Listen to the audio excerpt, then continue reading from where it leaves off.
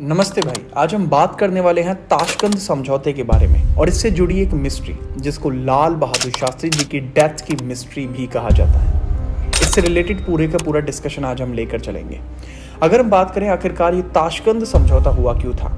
1965 में भारत और पाकिस्तान का युद्ध चल रहा था, जिसके चलते भारत ने लाहौर के बहुत सारे हिस्से पर कब्जा कर लिया था। बहरहाल पाकिस्तान की सेना का भी बहुत सारा हिस्सा आपको कश्मीर वैली के अंदर देखने को मिला था, लेकिन उनकी स्थिति इतनी मजबूत नहीं थी कि वो वहां बहुत लंबे समय तक पकड़ रख पाए। भारत की आर्मी उनको कभी भी भारत से बाहर खदेड़ सकती थी।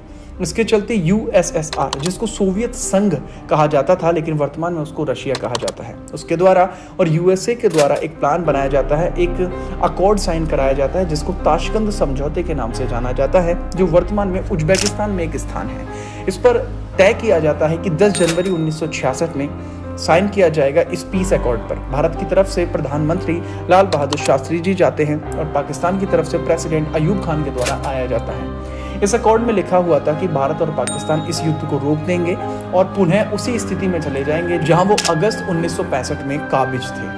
इसके बाद इस पर साइन कर दिए जाते, लेकिन इसके साइन होने के कुछ ही घंटों के बाद शुरू होती है इतिहास की सबसे बड़ी घटनाओं में से एक, जिसको आप जानते हैं लाल बहादुर शास्त्री जी की डेथ। ऐसा कहा जाता है कि उनकी डेथ हार्ट अटैक की वजह से हुई थी। अगर इतिहास के पन्नों में झांकोगे तो 1959 में भी इस तरीके का एक रिपोर्ट देखने को मिली थी जिसमें कहा गया था कि लाल बहादुर शास्त्री जी को हार्ट इश्यूज हैं, लेकिन वो इतनी नहीं कि जो उनकी मौत का कारण बन सके। ऐसा कहा जाता है कि जब उनके शरीर को भारत के अंदर लेके आया गया तो उनकी नेक और स्टोमक के पास ब्लड कट के निशान थे। इसके अलावा उनका शरीर नीला पड़ चुका था। उनकी वाइफ ललिता शास्त्री जी के द्वारा कहा जाता है कि उनके पति की मौत नहीं हुई, उनकी हत्या की गई है। उनकी डेथ से रिलेटेड कोई भी ऑफिशियल पोस्टमार्टम रिपोर्ट भी नहीं आई, जिसकी वजह से ये मिस्ट्री और गहरी हो जाती है।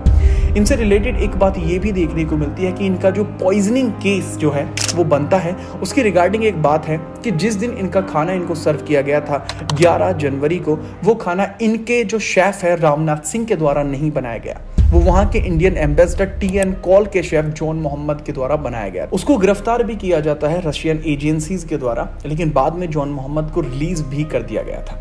अगर हम बात करें कि एक जांच समिति के गठन की मांग बार बार उठाई जाती है उनकी वाइफ ललिता शास्त्री जी के द्वारा, जो सफल हो पाती है 2 अक्टूबर 1970 में। एक समिति का गठन होता है, लेकिन इस समिति के गठन के तुरंत बाद आप देखते हैं कि लाल बहादुर शास्त्री जी के प्राइवेट डॉक्टर जो उनके साथ उज्बेकिस्तान गए थे, आर.एन. सिंह, उनकी डेथ हो जाती है एक हादसे में।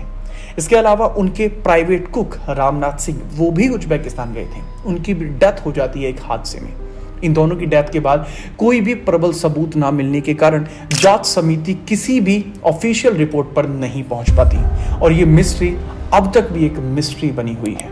आपको क्या लगता है कि किस वजह से गई होगी लाल बहादुर शास्त्री जी की जान? इसके बारे में कमेंट सेक्शन में जरूर बताइए। इस तरीके की और भी स्टोरीज आपको यहाँ देखने को मिल जाएंगी। मिलते हैं अगली वीडियो में, तब तक सावधान रहिए, सुरक्षित रहिए और पढ़ते रहिए।